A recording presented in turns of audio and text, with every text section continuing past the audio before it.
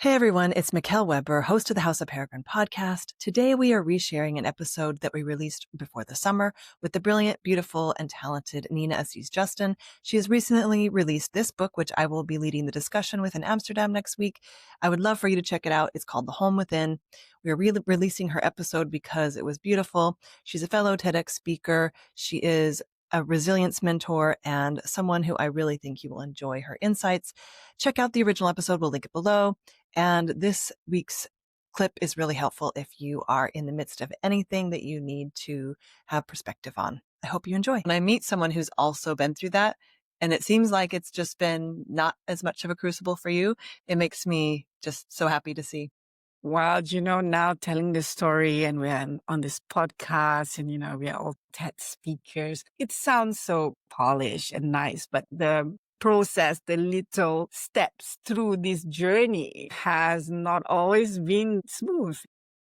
Yeah. Yes. No, it's not smooth. When you're in it, you have no idea why you're in it. But then when you step back. So let's talk about so I've never had a fellow TEDx speaker on the podcast. Really? So we've both had that experience, which is another, I don't know about you, but it was a life changing, affirming, destroying experience that then built back into something else. And so tell me, I want to hear about yours. We can include your talk in the show notes, but tell me what it was about. Well, in my TED Talk, I spoke about resilience, which is my brand, of course. I call myself the Resilience Mentor, and it's actually not a brand that I came up with on my own. It was developed by a branding agency based on my life story and so on. And it was to differentiate myself from other business coaches or mentors or whatever consultants. So I'm really specialized and my thing is about resilience building for sustainability. So my talk was actually called the resilience equation. So I spoke about resilience and the parallel between raising a special needs child and being a startup founder or having had the startup life, and there are several parallels. And it's a mathematical equation, which I hope could be applied by anyone facing any kind of struggle in their lives. Basically, it's time. Give yourself time multiplied by beginner's mindset, or in my equation, I call it startup mindset. You are starting out. You don't know many things. You have to start from a place of no assumption and willingness to discover and allow yourself to go through that journey. And then, close bracket, because it's a mathematical equation, to the power of incremental action. So it's like taking little steps, incremental steps, doing small things. It's basically the principle of habit and learning. You learn, you rewire your brain when you do it repetitively and in small steps. So there are stories that are woven into this equation, and that's really based on my startup life and my journey raising my second daughter, who's a special needs child with a rare neurological condition. Because there, no one could have helped us, because when she was diagnosed, she was 1 in 21 in the world. So in the Netherlands, they were just like, yeah, sorry. I mean, you can tell us how she will develop. You can come back and feed your information into this system, but no one could help us. And when we were trying to place her at school, they didn't even know where to put her. Like, which school do you want to put her into? So that was a very difficult journey. And it remains that way, but I have to adopt a new mindset. So what I have had to do was to build the inner scaffolding, so to speak, to sustain a life that I thought we should all still have. That is like, I'm not giving up my job because, as I mentioned, I don't have this role model. And, and that's also how the Resilience Mentor, the business that I have today, was born. I only came about after Isabel's diagnostic and not before that. Before that, I was running my own startups. And, I think that's what I meant by allowing myself to evolve, because, that's the journey. I mean, and I don't think you need a special needs child to learn that, or you need anything catastrophic to happen to you. I think it's in a small way and in a big way what we should allow ourselves to do every day, to build this inner scaffolding by giving ourselves time, learn with the view of like, I don't know everything. I can still learn new things, and I can do small things and build on that. And so that's the whole talk, basically. Amazing. Well, and it occurs to me as you're speaking, and what I hear reflected is that you don't have an area of your life where you're not applying that. Because when you're going to a new country, you have this equation works. And you've done this many times starting in a new country.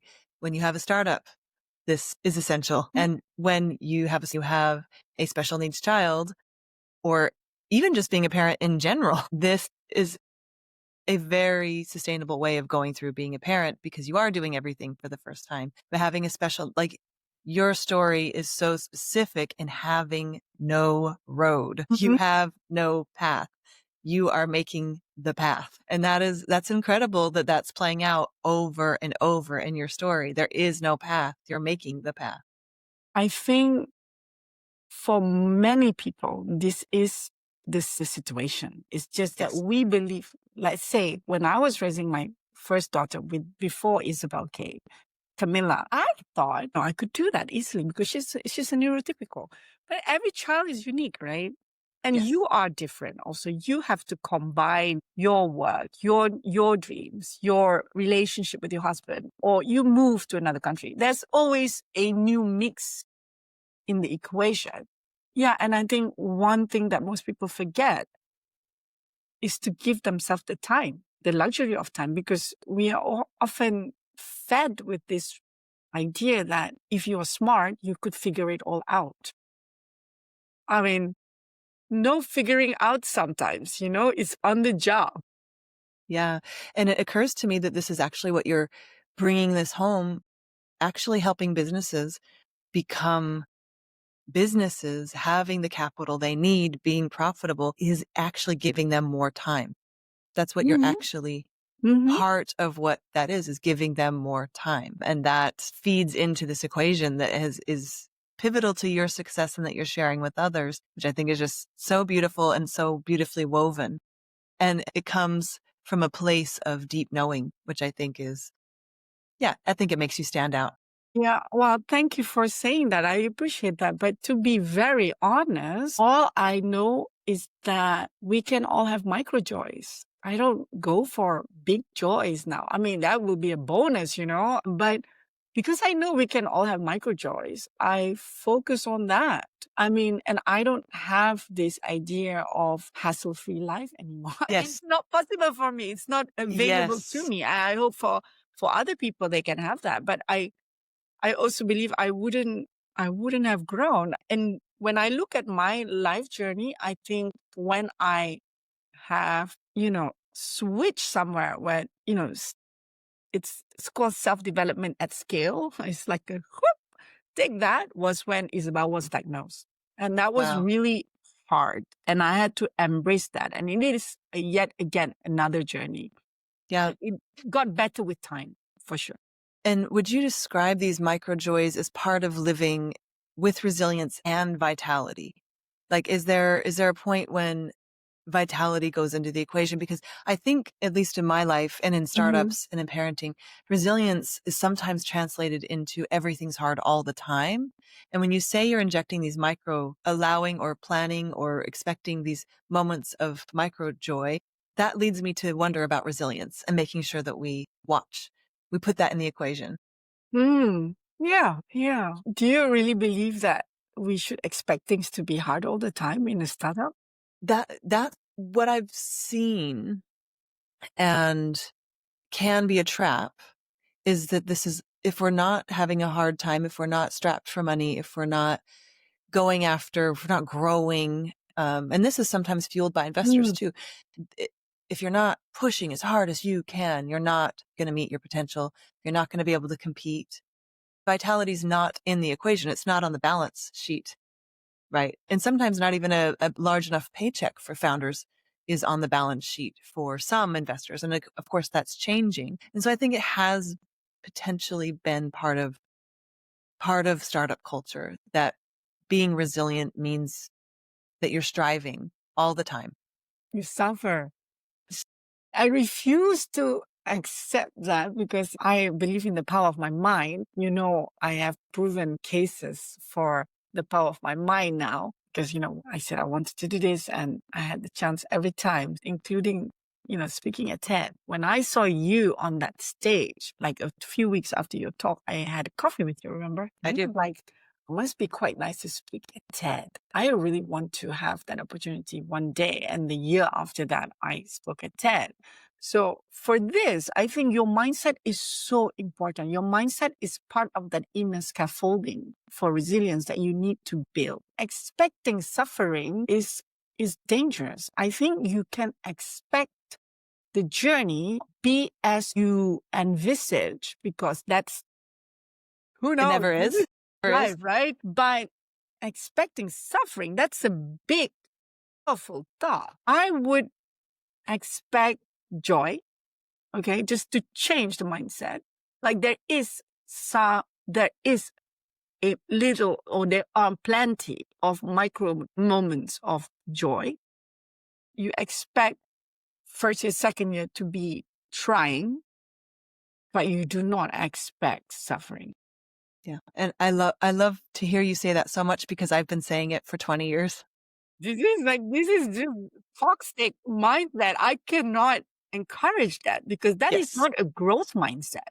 Yes. But it's also suffering for high financial payoff is a potentially uniquely American belief. Really? But how often does this happen? How often does this big financial payoff happen to people who expect suffering?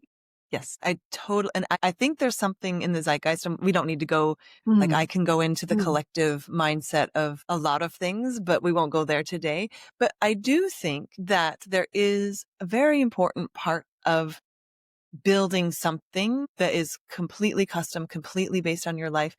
That includes moving countries, having the relationship you want, having the business you want, having the life you want, is never going to be just smooth. And so this resilience that you're speaking of is an incredibly potent, if not essential, part of being successful, whatever that looks like for you. So having a custom life, I always call it having a custom life instead of following the path that others have laid out for you. And that's in business, in partnership, in life, and where you live. I think it's such a beautiful thing to know you're going to have to cultivate if it's not in there innately. Custom life, I like that. And I think custom life comes from the recognition of the fact that life needs you to embrace change and to be flexible and to adapt, right? So you can customize it. What the essence of the word customize means, you need to adapt it to something. Adaptation can mean discomfort, friction, or whatever, but it's also time that will ease everything, right? In my opinion. But I do strongly suggest, if someone expects to suffer so much to get a high paycheck, to get out of that lane. No, just get out of that lane, because the paycheck will come because you have had to pivot several times.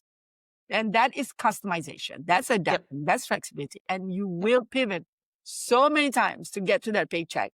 Not you will suffer, I don't know, resilient sufferings. I mean, I don't know. I mean, personally, I will not recommend that.